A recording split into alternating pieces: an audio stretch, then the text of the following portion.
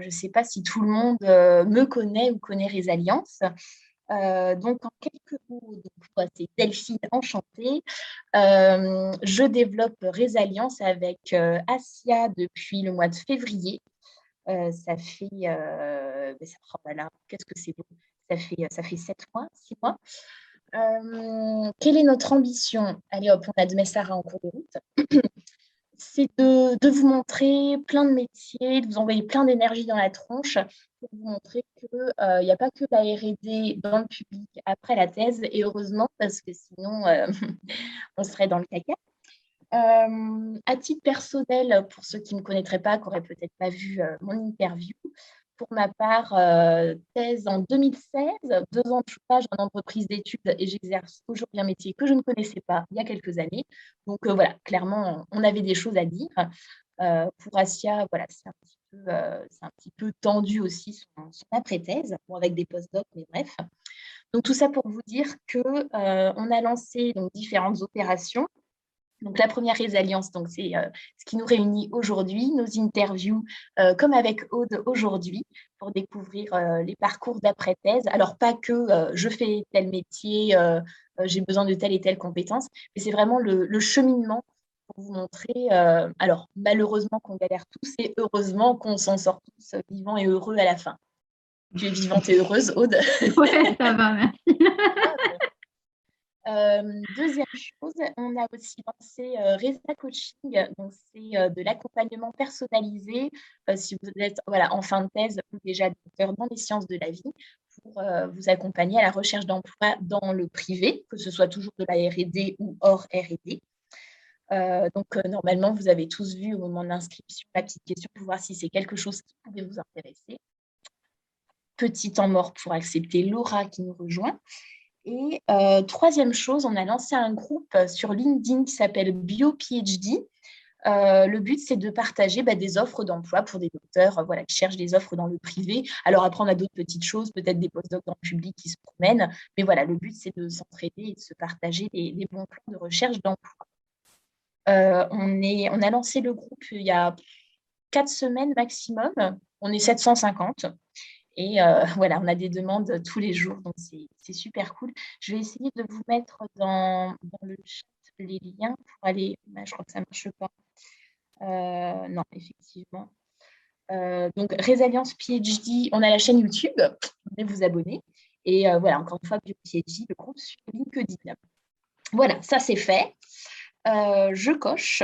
Aude, tu es notre invitée aujourd'hui. Ah ouais. Merci beaucoup d'accepter de t'asseoir dans le fauteuil des invités VIP de Résalliance. C'est déjà la 15e. Pardon, je t'ai coupé, j'ai pas Oui, entendu. non, mais avec plaisir. J'ai hâte de vous raconter mes petites transitions à moi et comment je suis arrivée là. Yes, Moi aussi, on va il y a découvrir eu tout du ensemble. chaos, donc, Bon. Alors, Aude, petite présentation. Donc, tu es docteur en génétique moléculaire. Tu as soutenu en 2015. c'est ça. Et c'est rigolo parce que tu étais à Toulouse. Ouais. Et étant à Toulouse, tu as croisé ma partenaire de feu, Asia. Et oui. Et oui, on était sur les bancs de la fac ensemble, mais on se connaissait pas, je pense, à l'époque. Mais on a dû être dans le même amphi. Voilà. Ok. Et comme quoi, voilà, on se retrouve indirectement par écran interposé, partenaire interposé. Tu as fait plein de choses depuis ton doctorat. Alors, je vous le dis en secret, je ne connais pas tout non plus. On va voir ça juste après. Journaliste par-ci, rédactrice par-là. Ouais. J'ai hâte de disséquer tout ça.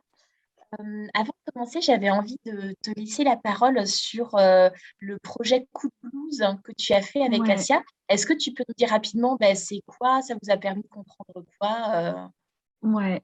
Ben, c'est en fait, quand je présenterai mon parcours, vous allez comprendre pourquoi. Moi, j'ai failli refaire une formation après ma thèse, un stage en fait, et au dernier moment, je l'ai pas fait parce que je me suis dit ah ben non, être stagiaire après un doctorat, c'est nul, je devrais être embauchée, tout ça. Et je m'en suis mordu les doigts après de pas avoir refait de formation, de voilà. Et j'ai refait une formation 5 ans plus tard, quoi. Et là, c'était dur, à 30 ans, de refaire une formation. Et donc, moi, je voyais beaucoup de gens autour de moi qui faisaient des formations. Ouais. Mais je voyais aucune donnée là-dessus qui existait, comme si c'était quelque chose qui n'existait pas. On ne parlait pas de ça, que les docteurs se reformaient tous. Ah ouais, Donc, c'est la honte. ouais, Je c'est un comprends. truc, faut pas le dire, faut pas le dire, attention. Et du coup, avec Asia, on s'est dit, bah, moi, je me dis, est-ce que c'est que moi, mes potes qui refont des formations? Est-ce que c'est un effet, un faux effet que j'ai, ou est-ce que c'est la vérité? Donc, on a fait un questionnaire qu'on a diffusé sur LinkedIn notamment, pour demander aux gens bah, quand est-ce qu'ils avaient passé leur thèse, quel métier ils faisaient et si oui ou non ils avaient refait un diplôme. Et en faisant ce questionnaire, on a eu 480 réponses, donc on était super contents, Waouh, génial. et on s'est rendu compte qu'il y avait quand même, parmi les gens qui avaient quitté l'académique, il y en avait quand même à peu près un quart qui avait refait un diplôme. Voilà, un master, un MBA, un DU, voilà, peu importe, quelque chose. Donc c'est un chiffre qui est quand même assez, je ne sais pas si c'est alarmant, ou si, mais en tout cas, c'est une réalité. Et c'est Ouais. vrai que je pense qu'il faut le dire aux doctorants. Et moi, je sais que j'ai pas refait de formation après ma thèse et j'aurais dû le faire. Je pense que quand on a identifié quelque chose qu'on veut faire, bah, il vaut mieux refaire la formation. Enfin, c'est mon avis personnel. Mhm. Ouais. Ouais, ouais. Alors, alarmant, il y a un côté oui, un côté non, j'ai envie de dire. C'était aussi des questions que je me posais à moi-même. Est-ce que vraiment je reprends une formation après ma thèse? Bah, surtout, enfin voilà, avec toutes les compétences qu'on développe. Après, il faut voir ça comme du bonus. C'est pas des Ouais, trucs qui se rajoutent.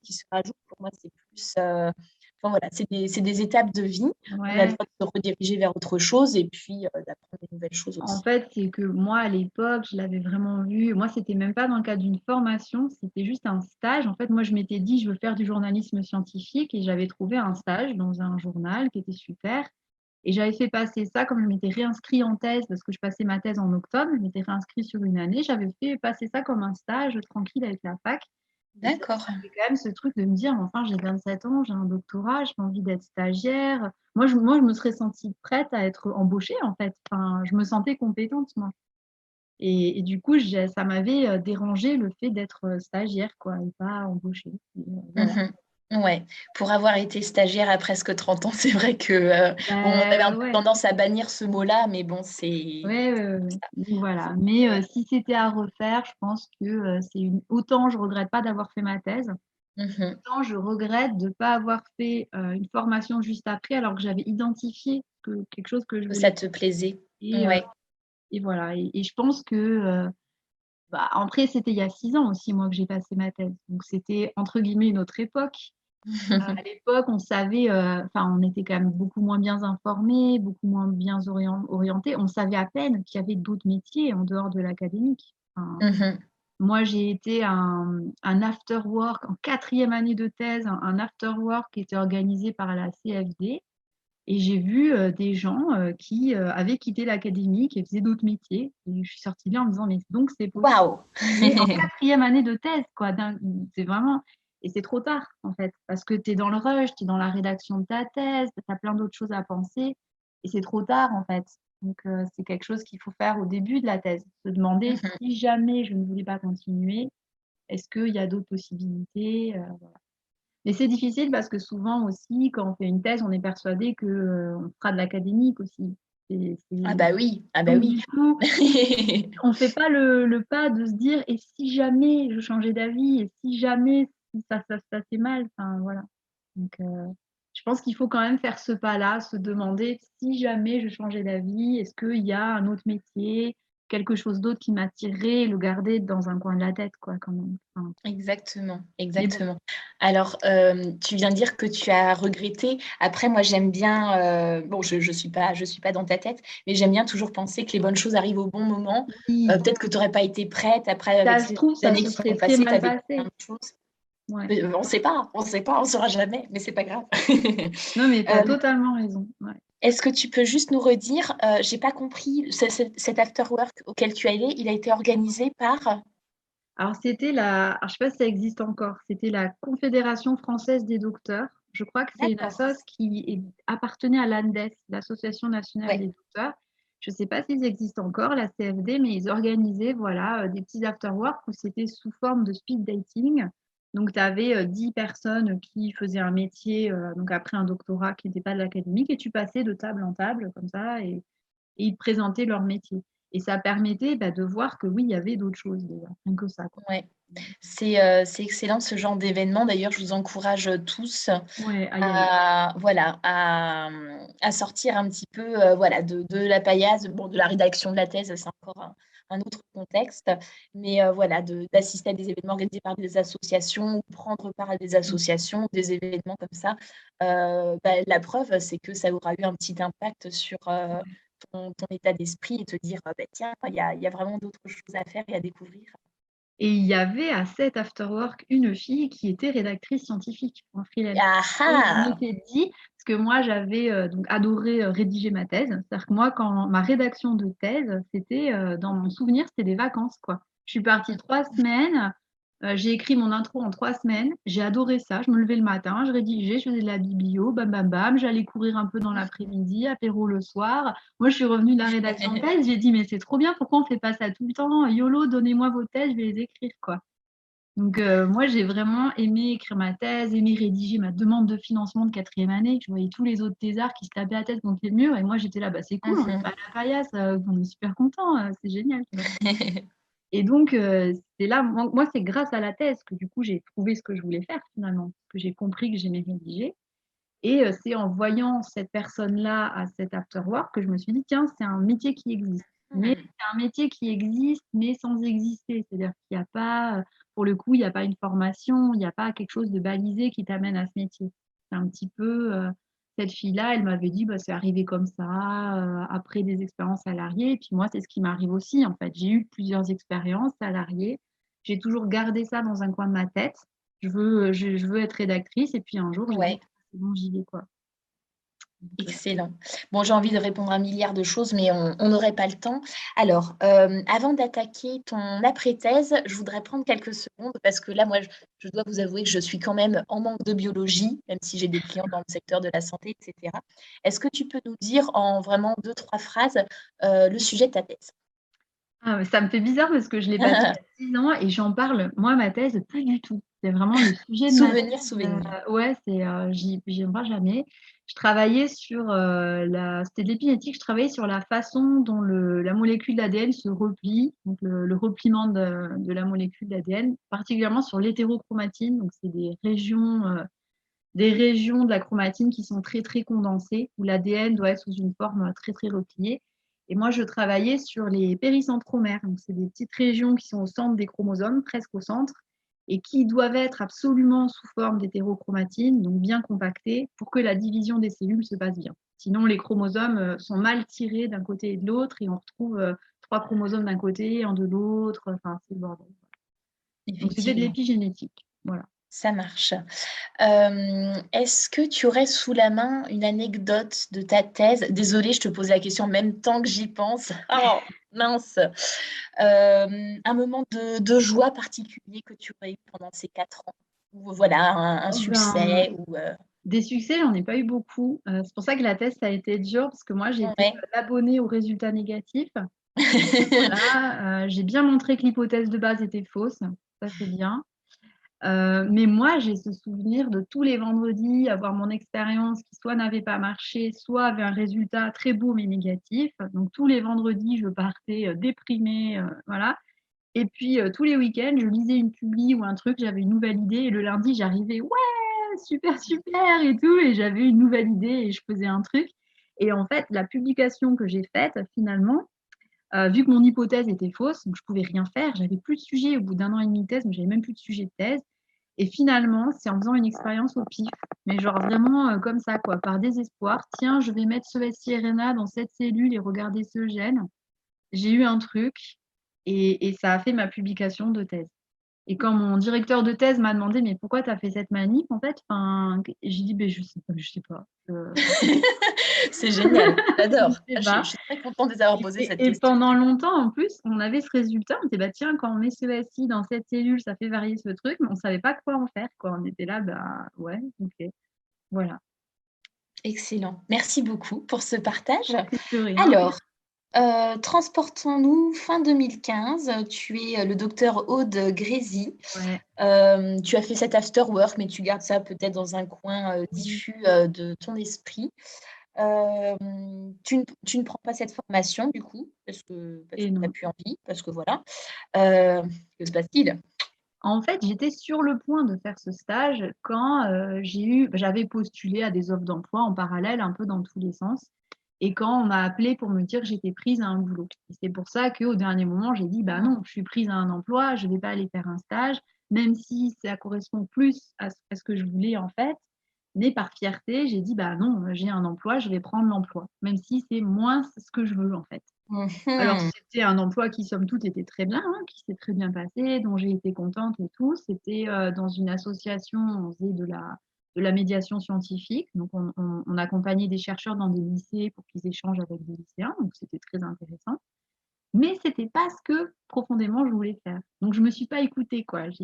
Parce que je voulais avoir un emploi, parce que, voilà, cette peur de pas avoir de travail, voilà. Ouais, ouais, ouais. Donc, Bah alors, vas-y. ouais, ouais, donc voilà, je pense que ça parle à beaucoup de monde. Donc j'ai fait cet emploi-là qui s'est bien passé, mais je me disais, je retrouvais pas, j'étais pas animée par une passion comme j'avais pu l'être quand j'étais en thèse, en fait. Donc je gardais ce truc de je veux faire la rédaction. Et puis un jour, je suis allée à un salon pour l'emploi des docteurs, donc à Paris, tous les ans. Je sais plus qui c'est qui organise ça. Il y a un salon qui est dédié à l'emploi que des docteurs. Je sais plus comment ça Mhm. s'appelle. Et donc, j'y suis allée avec un CV à la main et j'ai fait le tour de tous les stands en disant bonjour, moi ma compétence c'est l'esprit de synthèse et la rédaction. Voilà. Et j'ai dit ça à tout le monde. Et finalement, je suis passée, bah, tu connais bien Delphine parce que je pense que c'est ça que tu fais comme travail. Je suis tombée sur un stand d'une société de conseil en financement de l'innovation qui me dit bah Eh non, ben oui. prends des rédacteurs. Et donc 3 semaines après, j'étais rédactrice dans une société de conseil. Où d'ailleurs, ils me proposaient constamment de devenir consultante parce Mhm. qu'avec un doctorat, je devais normalement être consultant. Et moi, je disais non, non, non, non, non, moi, je veux être rédactrice. Et j'avais cette idée d'essayer d'accumuler comme ça des expériences de rédaction pour un jour me lancer comme rédactrice. Donc voilà.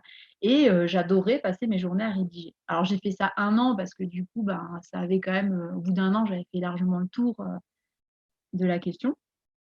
Je suis partie, donc j'ai démissionné d'un CDI. Voilà. Donc, là, j'ai démissionné de mon CDI en disant ouais, YOLO, ça va super bien se passer. Je crois en la vie et tout. Et moi, j'ai cru en la vie, mais alors elle a un peu moins cru en moi. En plus, je voulais quitter Paris. Donc, et là, je trouvais plus de travail. Je trouvais plus de travail. Je postulais à tout et n'importe quoi. Je pense que c'était un peu ça le problème. Tout ce qui était communication des sciences, bah, je me suis rendu compte que sans diplôme, j'étais quand même en concurrence avec des gens qui avaient un diplôme de ça, et moi, j'en avais pas. Et je postulais à beaucoup de boulots que je voulais pas vraiment aussi. Et où du coup, ça se sentait, je pense. Voilà.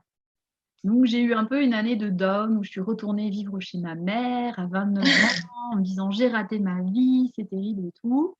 Et là, j'ai fait ce qu'il ne faut mais jamais faire. C'est-à-dire que ça faisait 8 mois que j'étais au chômage, qui en fait n'est pas si grave hein, finalement, 8 mois de chômage. Non, c'est pas Et grave. non, pas du tout. Et en Non. fait, terriblement peur de rester toute ma vie au chômage, ce qui en fait n'arrive jamais.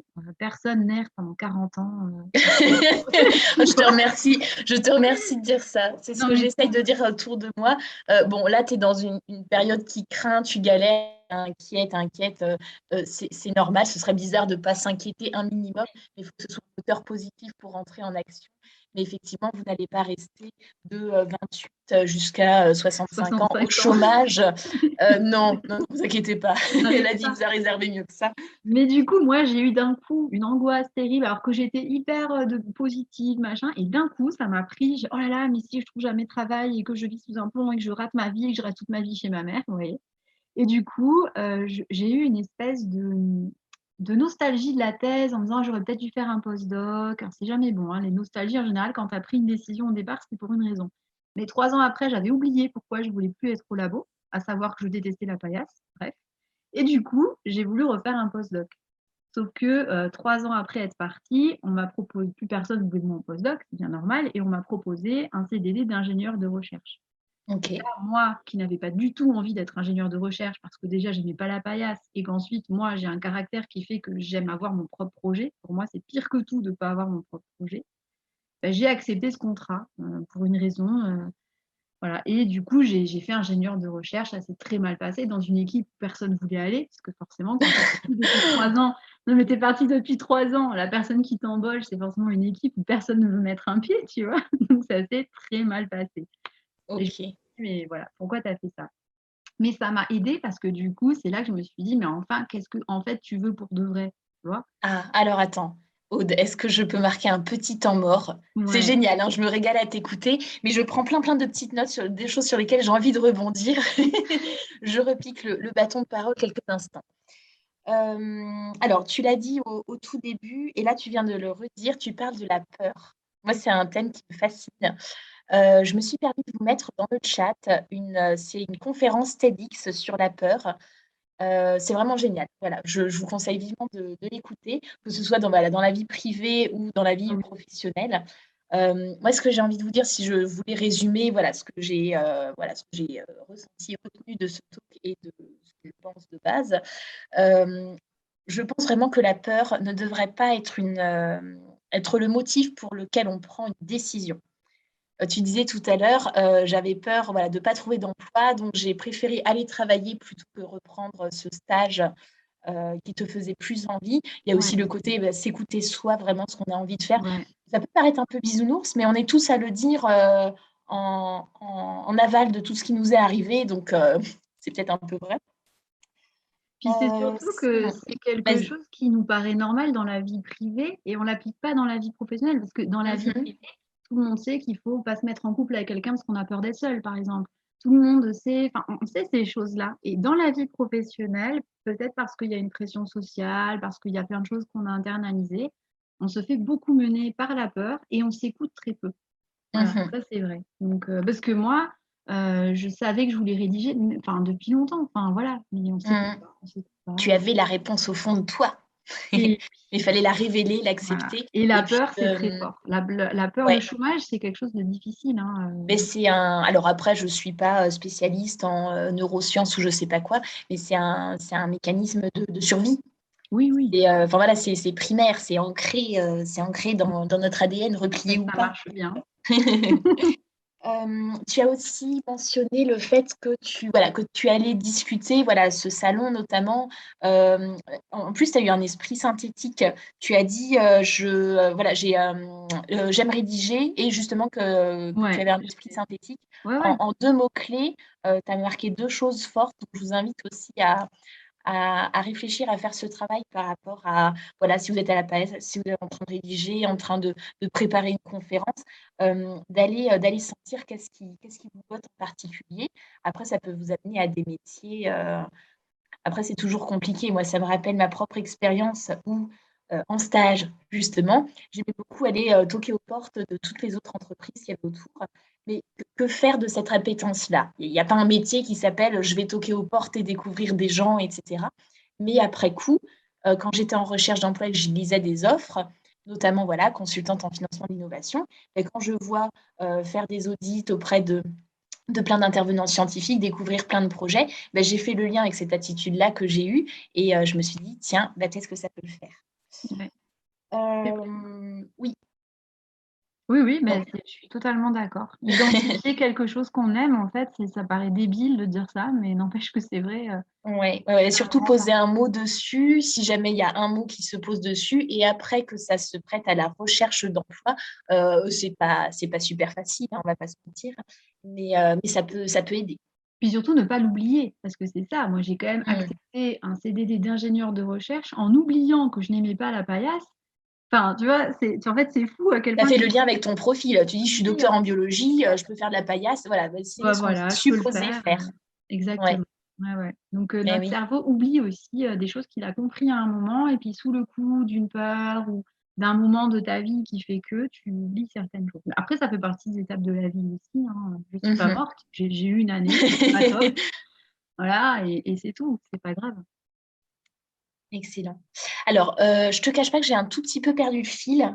Oui, bah, du coup, je continue. Excusez-moi, je suis venue comme j'étais. Non, mais je Où est-ce continue qu'on en mon était? histoire. Donc, j'étais Ouais. ingénieure de recherche, donc je me disais, mais qu'est-ce que je fous là? Et j'essayais quand même de me convaincre en me disant, mais ingénieure de recherche, c'est bien, peut-être que tu pourras avoir un poste, peut-être qu'après tu pourras aller dans un bureau, après administratif. Enfin, j'essayais de me convaincre, quoi.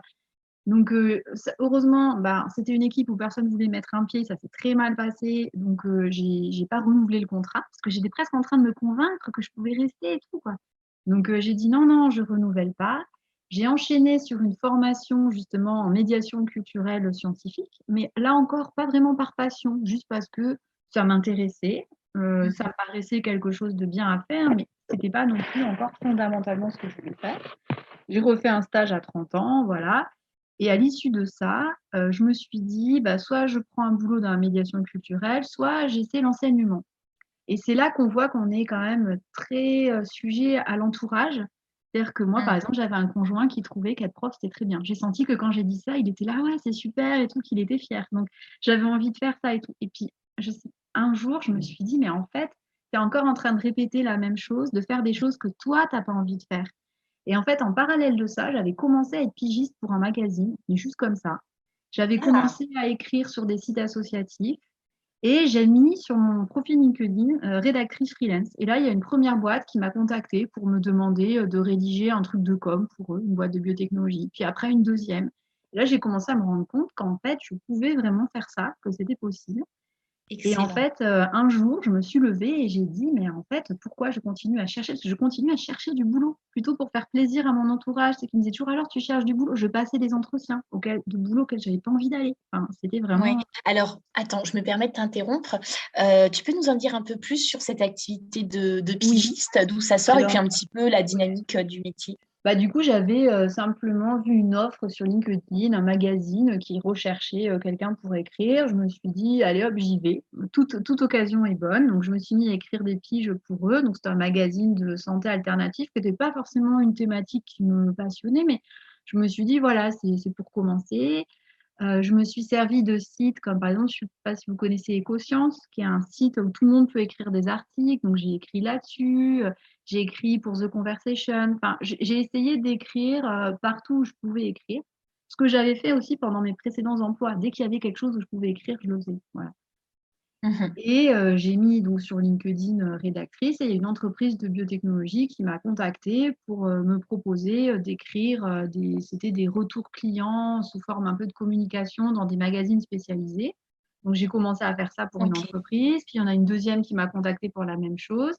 Et là, finalement, je me suis dit, mais en vrai, ça pourrait être une vraie activité si tu acceptais que c'est ça que tu veux faire, au lieu de Mhm. continuer à dire, non, mais c'est une petite activité comme ça, mais moi, en vrai, je cherchais un emploi et tout. Et en fait, Ouais, on se planque derrière le je cherche un vrai métier, alors qu'en exactement, fait, on peut amener des choses par nous-mêmes et c'est tout aussi légitime. exactement. Moi, il y a un mot très fort qu'on m'a prononcé lors d'un call par rapport à mes histoires de broderie, de porte-clés. Bon, j'ai plein d'ambitions qui ne sont pas du tout encore dans le monde réel pour l'instant, mais il y a toujours ouais, ce côté docteur en bio, tu fais des porte-clés, voilà.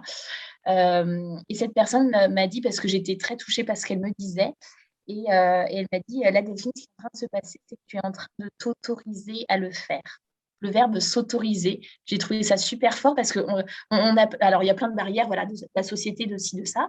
On peut faire le choix de ne pas les écouter ou les écouter, mais pas en tenir compte autant que ce qu'on peut faire sans faire attention. Et sur toutes les contraintes qu'on se met soi-même, tout seul. Et c'est sûrement les plus fortes d'ailleurs. C'est les plus fortes. Et moi, j'ai un truc il y a deux choses qui m'ont vraiment débloqué. Il y a un podcast que j'ai écouté, alors qui n'a rien à voir, ça s'appelle Change ma vie. C'est un truc de développement personnel. Où justement, elle t'aide à prendre des décisions en fonction de ce que toi, tu veux vraiment. Et alors, ce podcast, il y a des choses comme ça, des fois, qui te font des déclics. Ça m'a fait un déclic. Et moi, il y a le fait de devenir maman aussi.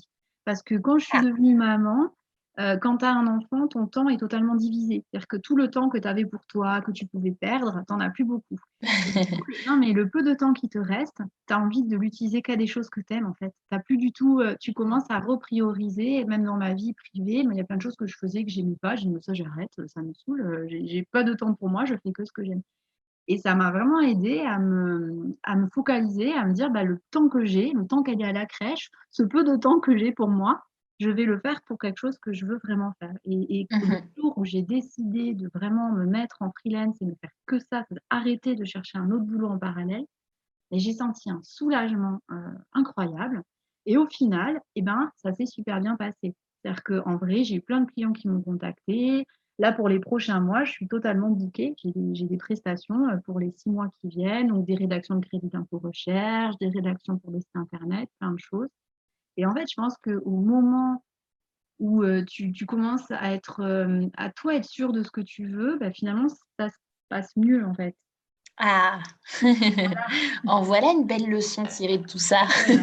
Après, je dis ça, ça se trouve, dans un an, je vous dirais, ça n'a pas marché, ça s'est cassé la gueule ou j'ai Mhm. changé d'avis. Mais là, pour l'instant, bah, moi, ça se passe bien et je me dis, après, peut-être que ces 6 ans, parce que ça fait 6 ans que j'ai passé ma thèse, c'était peut-être nécessaire aussi pour plein de Ouais. choses. Peut-être que si je m'étais lancée il y a 3 ans, j'aurais pas eu de clients, ça serait pas bien passé parce que j'avais pas de réseau, parce Bah, il que y a 3 ans, tu étais une autre personne, voilà, tu avais fait j'étais moins une de autre rencontres, vécu moins de personne. choses, tu ferais pas ton Exactement. travail tel que tu le fais aujourd'hui. C'est Euh, exactement ça. je voulais rebondir sur quelque chose. Donc, tu étais salarié pigiste et donc voilà, en changeant Moi, ce nom j'étais pas sur LinkedIn, il y a salariée. des... Ah, J'étais, c'était ouais. quoi? J'avais ouvert un statut de micro-entreprise et je Ah, faisais, voilà. voilà, j'avais quand même un statut de micro-entreprise que j'avais ouvert, mais je considérais ça comme un petit truc comme ça, quoi, tu vois, Mhm. petit truc, voilà. Mais ça peut être un gros truc, une micro-entreprise. C'est Mais, super badass en vrai. et d'ailleurs, si on doit parler du métier de freelance, parce que je pense qu'il y a des gens qui hésitent à Ah se mettre bah oui. freelance sur des choses, c'est vrai que c'est un métier, on se dit, ouais, il n'y a pas de sécurité et tout. Alors, c'est vrai que c'est un caractère. Moi, je suis quelqu'un qui ne me projette pas beaucoup à plus de 6 mois. Donc, moi, ne pas avoir de sécurité, ça ne me dérange pas. Ça, c'est vrai que c'est un caractère.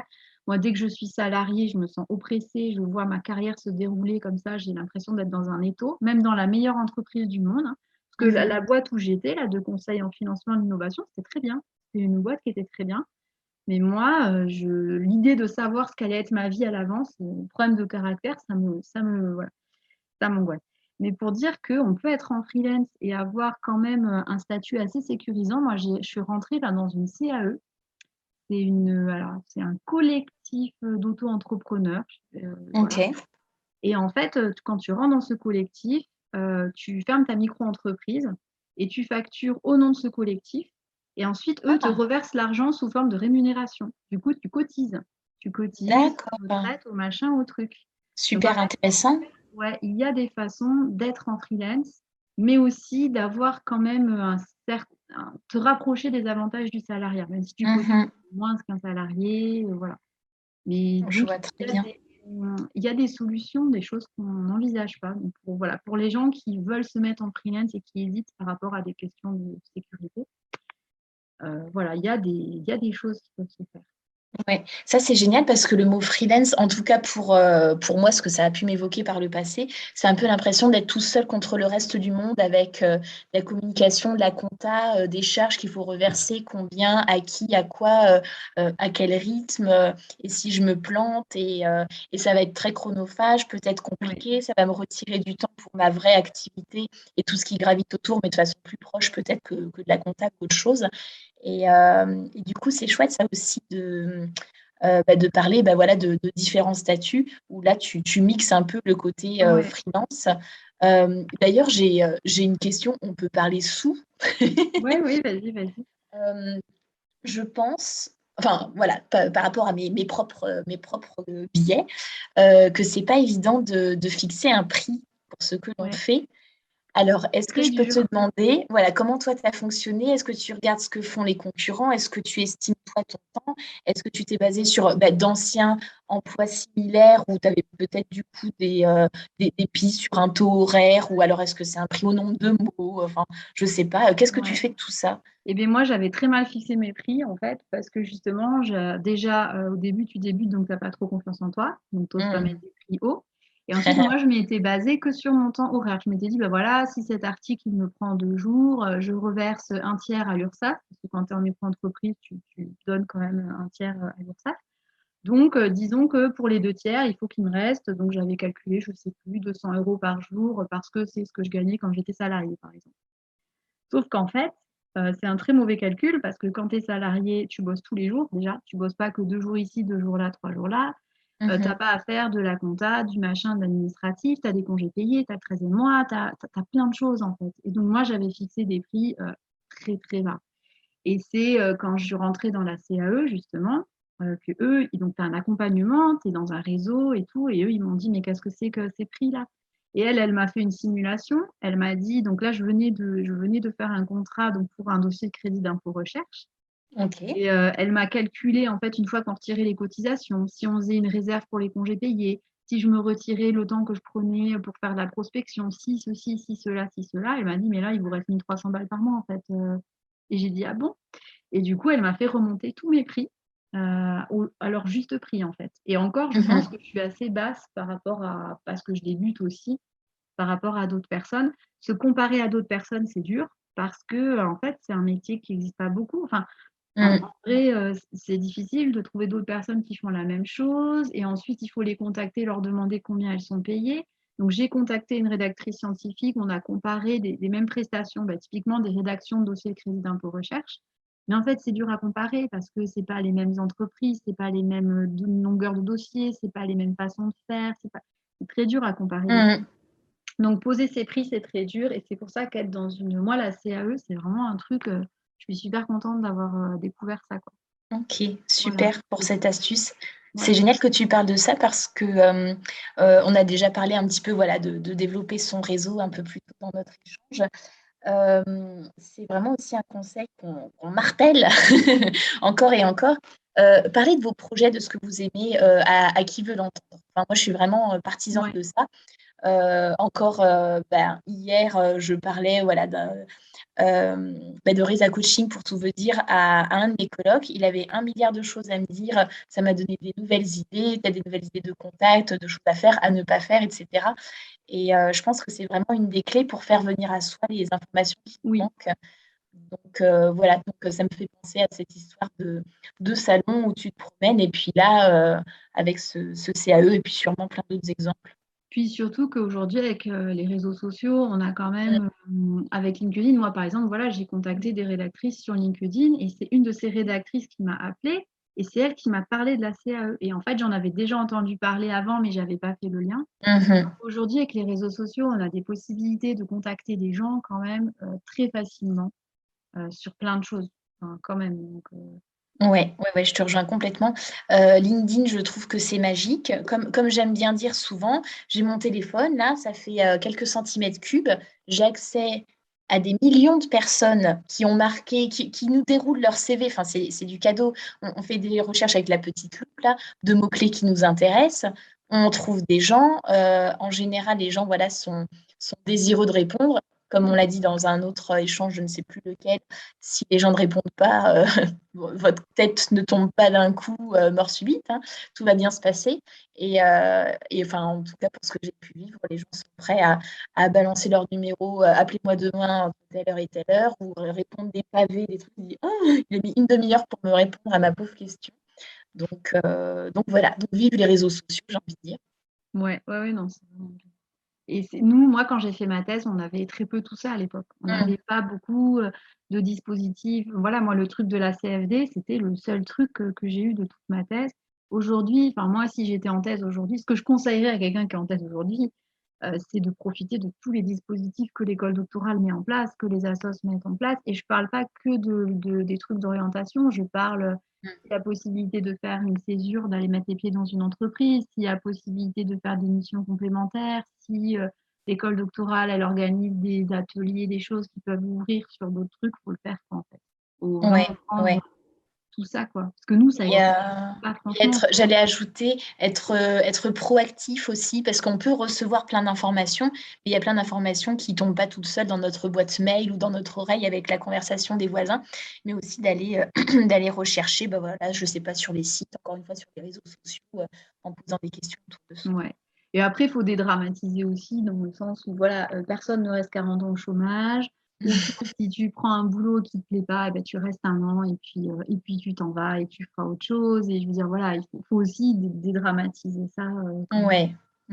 La vie est un jeu. J'aime bien Oui, dire ça. voilà. Encore une fois, c'est peut-être facile à dire quand on est dans Ouais. une situation plutôt confortable, mais Mais il tout faut le y monde. croire même quand on est dans la galère. Moi, quand je vois toutes les personnes qui étaient en thèse avec moi, il y en a qui sont encore dans les postdocs.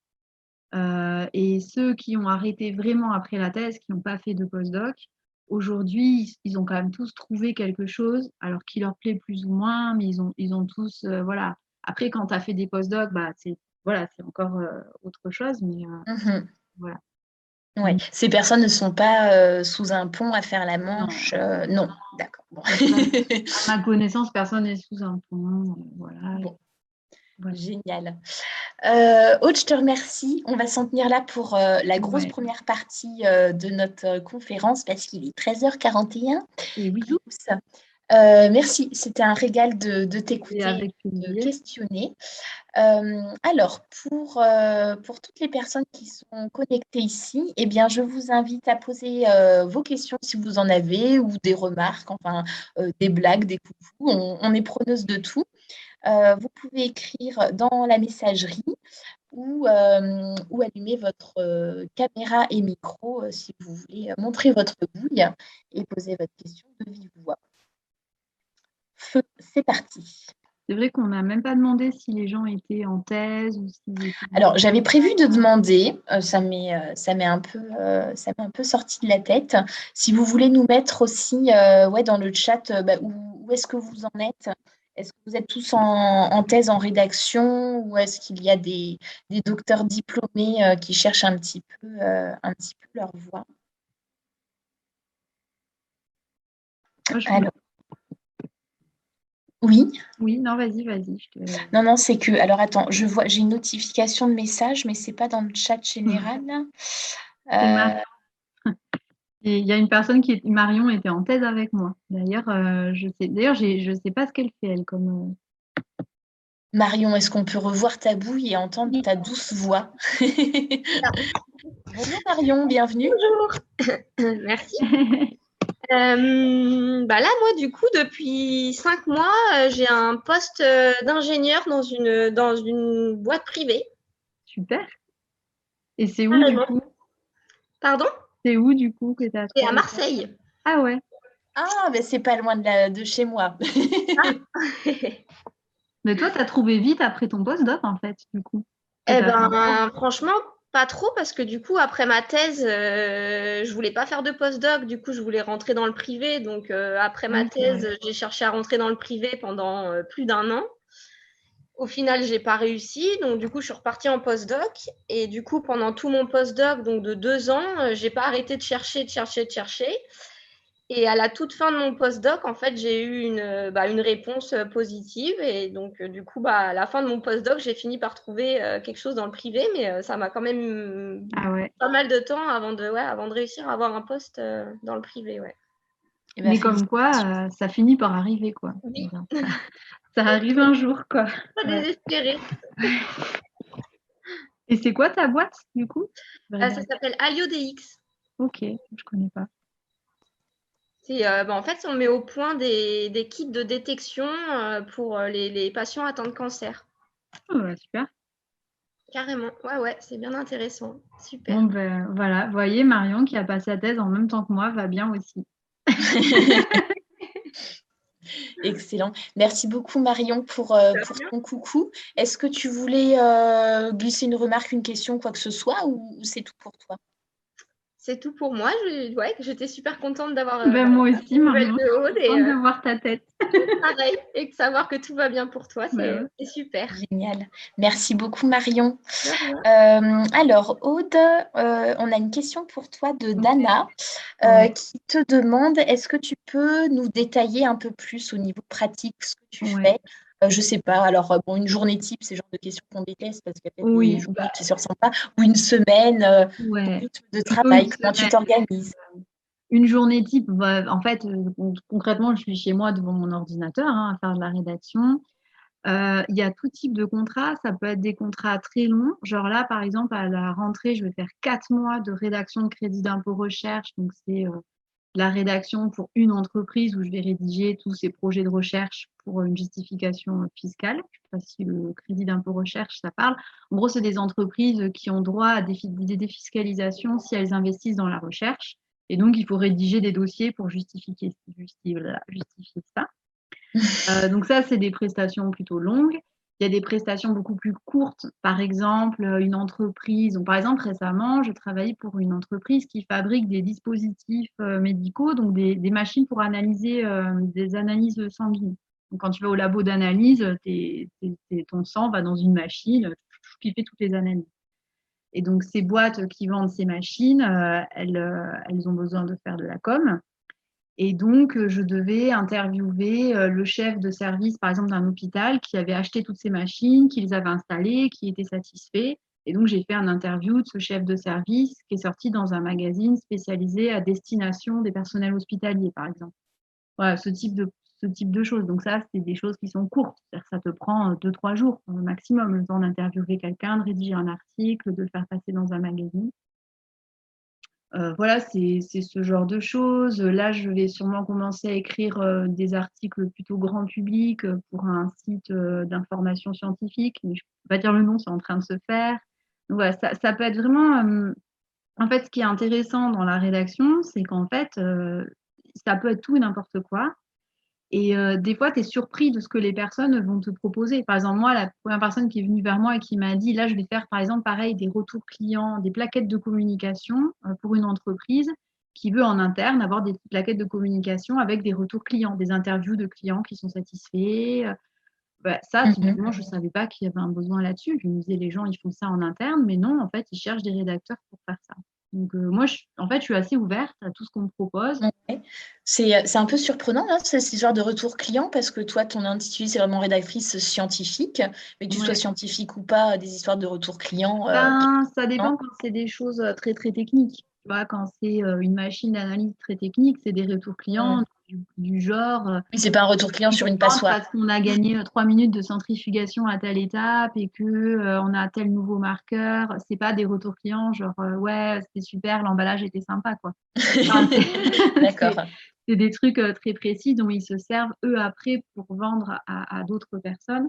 Et d'ailleurs, le métier de rédacteur, un truc qu'il faut dire, c'est que c'est pas que de la rédaction, c'est aussi beaucoup de l'humain parce que quand on te commande quelque chose à écrire, tu peux écrire une chose de 50 façons différentes.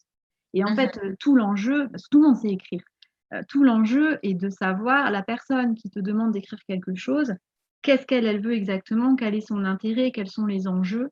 Et c'est vachement de l'humain de savoir en fait au fond qu'est-ce que veut la personne. Des fois, tu as différents commanditaires. Par exemple, tu travailles pour le service marketing, mais ils vont te faire interviewer le chef de service qui, lui, a d'autres enjeux de communication, etc. Et en fait, c'est vachement comprendre quels sont les enjeux des différentes personnes impliquées pour écrire ce qu'il faut, parce que tu peux écrire… Oui. Quel est l'objectif ?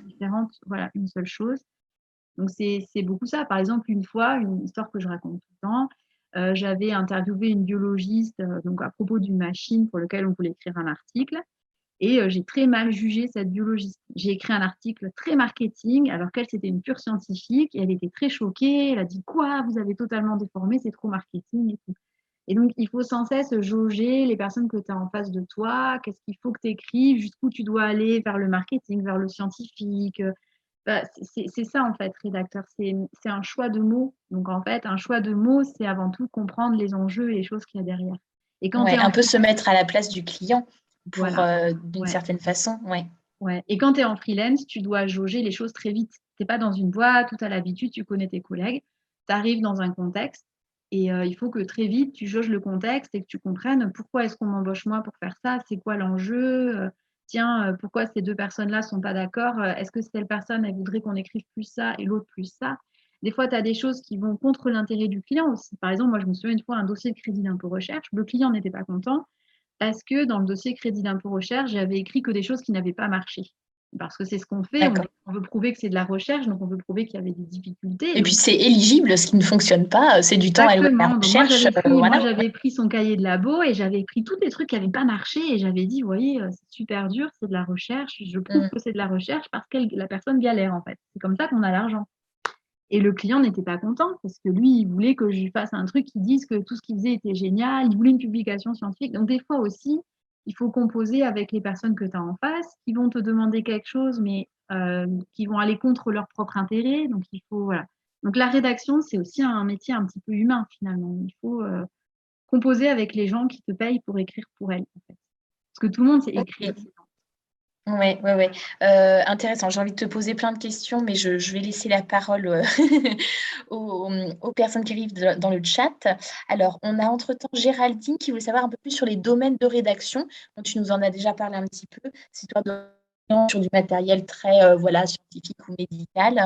Des Alors, dossiers juste pour un peu rebondir sur ce recherche, qu'elle dit, peut-être un autre Géraldine, exemple. juste pour dire qu'effectivement, le domaine d'expertise, pour rédiger quelque chose, tu n'es pas obligé d'être hyper spécialiste, en fait. Ah Tu bah peux heureusement. rédiger sur des dossiers. Moi, j'ai rédigé des dossiers sur des trucs où j'y connaissais rien. C'est mieux. Même des fois, quand tu connais trop un sujet, finalement, tu t'embourbes dedans. Et c'est pour ça que souvent, les personnes ont du mal à rédiger sur leur propre sujet. Donc, moi, je m'éloigne de mon domaine. J'écris plus sur l'épigénétique, par exemple. Après, je reste quand même dans les biotechnologies parce que c'est là que j'ai un apport. J'ai quand même une compréhension.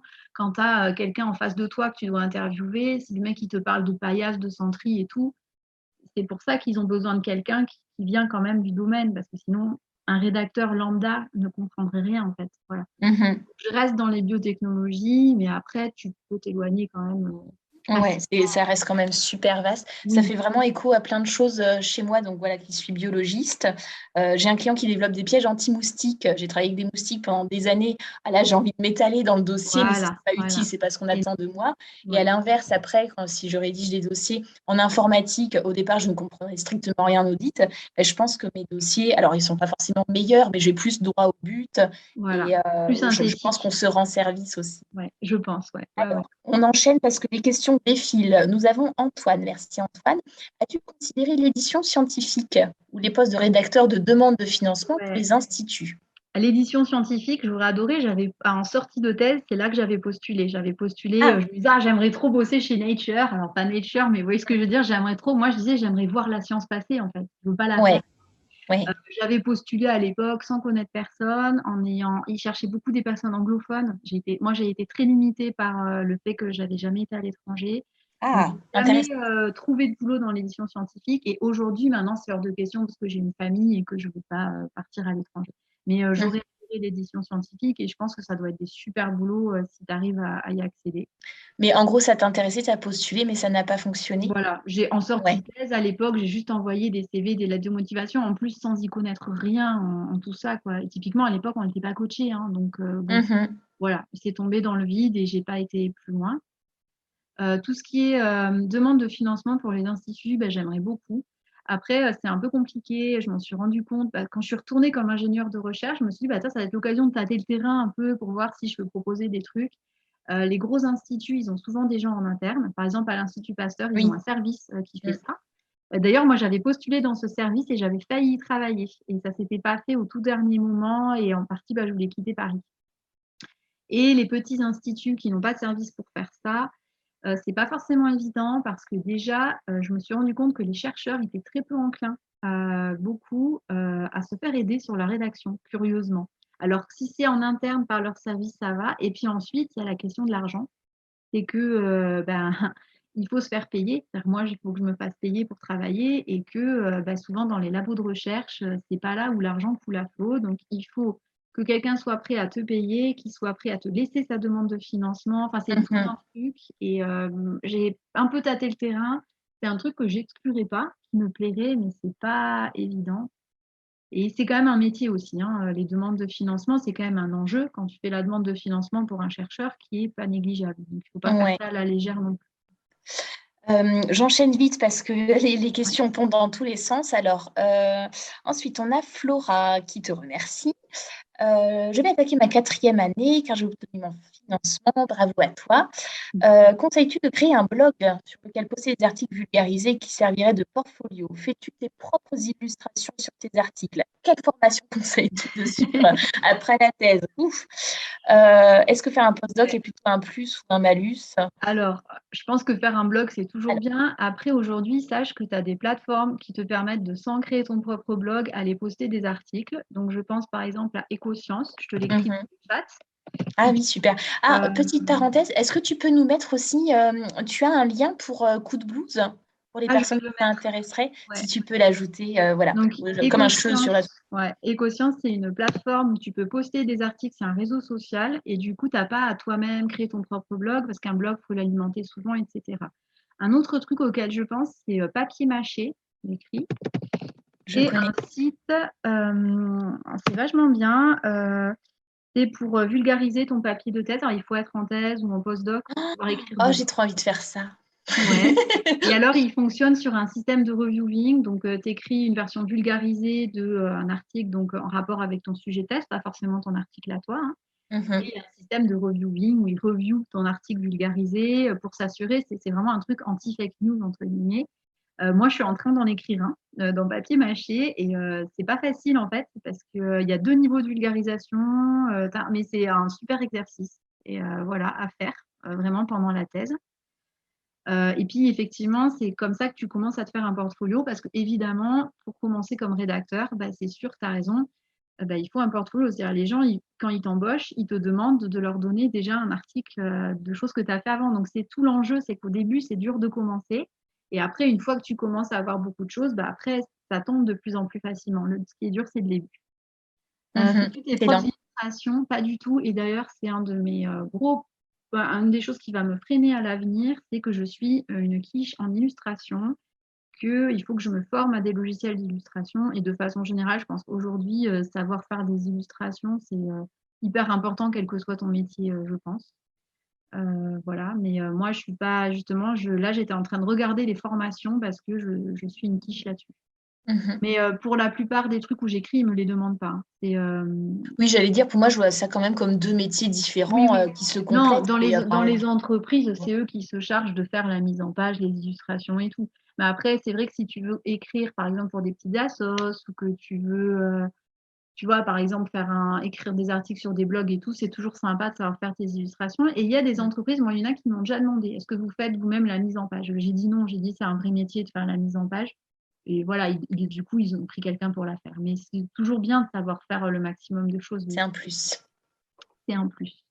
Bah, quelle formation, voilà, moi je regrette autant je regrette pas ma thèse encore une fois parce que c'était une expérience, autant j'aurais bien fait un master de journalisme scientifique après la thèse, surtout pour se faire du réseau en fait, parce que moi par exemple là j'écris beaucoup pour des entreprises de biotechnologie et j'adore ça, mais c'est vrai que j'aimerais aussi beaucoup faire plus de journalisme scientifique vraiment, et c'est vrai que sans réseau et tout, c'est pas, plus tu as du réseau, une formation ça t'apporte beaucoup de réseau, et je pense que c'est Mhm. vraiment important. C'est Plus souvent le point fort d'une formation. On se retrouve dans des, je trouve plus le mot, bon, enfin, voilà, dans le canal de plein de mails envoyés dans tous les sens. Et puis même, tu fais un stage, donc tu mets déjà les pieds quelque part, tu rencontres des gens, tu as les anciens de ta promo. Ouais, ouais. Une formation, si tu te sens de la faire après la thèse, si tu en as envie, je pense que, encore une fois, si tu as identifié ce que tu voulais faire, faire un M2 de journalisme scientifique, par exemple, ça peut être très sympa, quoi. Voilà. Est-ce que Et faire un postdoc, c'est un plus ou un malus? Je pense que c'est totalement neutre. Je pense que déjà, la thèse, c'est pas qu'on s'en fout. Je pense que je sais pas à quel non, mais je veux dire, je sais pas à quel point ça m'aide ou ça me dessert d'avoir une thèse. Je pense pas que ça me desserve. Ah Euh, bah non. Ça me dessert pas. Est-ce que ça convainc des fois certains clients de me prendre en disant elle a une thèse? Peut-être. Est-ce qu'ils m'auraient pris avec un master? Je sais pas. Mais le postdoc, bon, je pense que c'est neutre, quoi. Mais je pense que après, il y a la façon dont on vit les choses et la façon dont on les présente au moment d'un entretien d'embauche ou d'un échange avec un client sur qui il y aura voilà, une discussion sur ton parcours. Je pense que c'est à chacun de dire, bah, grâce à cette expérience, j'ai fait ci, j'ai fait ça. Et bon, même si toute expérience professionnelle peut être mauvaise ou malheureuse, il y a toujours quelque chose de positif à en Ouais, retirer voilà. sur son attitude, sa Puis, façon de travailler. Donc, bon. Puis moi, des fois, je le dis, des fois, je le dis pas que j'ai une thèse. En fait, aussi, tu sens que certains clients, ça les rassure. Tu dis, ah, mais moi, j'ai une thèse. Si tu écris sur un domaine assez proche, leur dire que tu as une thèse, ça les rassure. Ils se disent, ah, bah, elle va pas écrire des trucs faux, elle va pas faire de la merde, entre guillemets. Et surtout, alors, c'est pas tant pour les clients, c'est plus pour, par exemple, un client qui va me payer pour interviewer un biologiste. Le biologiste est rassuré par le fait que j'ai une thèse. Il se dit que je vais pas écrire n'importe quoi.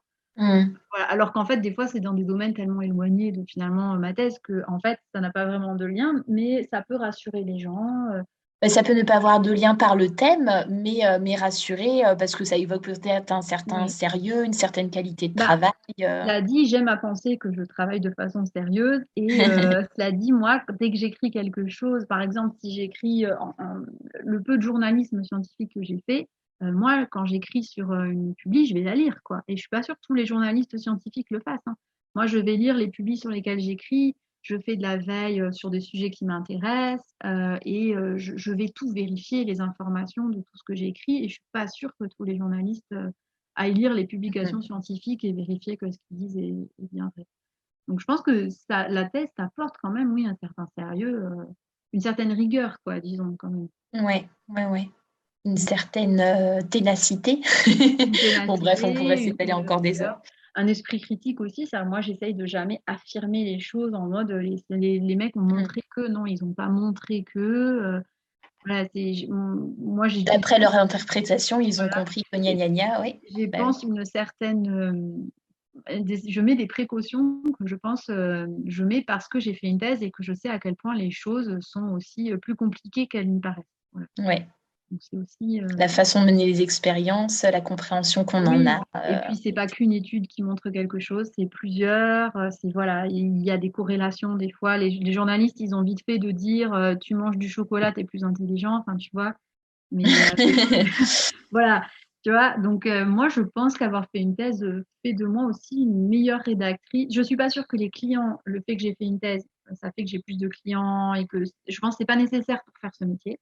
Mais je pense que le fait que j'ai fait une thèse fait de moi quelqu'un qui écrit avec plus de rigueur. Voilà, plus de rigueur et qui prend des pincettes pour certaines choses. Voilà. Génial. Ok. Super. Alors, pour mes questions à moi, je te les poserai en off, en commentaire sur YouTube ou sur LinkedIn. Parce qu'il est 14h03, les enfants, et je vous aime du plus profond de mon cœur. Mais voilà, tous ces crédits impôts recherche m'attendent. Exactement. Un grand merci. Je me suis régalée. Voilà, c'est aussi mon amour pour la rédaction et puis ce côté freelance, ça me parle énormément. Donc, c'était vraiment un grand plaisir. Merci beaucoup. Je vais vous mettre le lien juste vers Coup de Blues si je le trouve. Voilà. Sinon, après, tu l'as, allez, feu. Le petit cadeau. Petit cadeau de départ.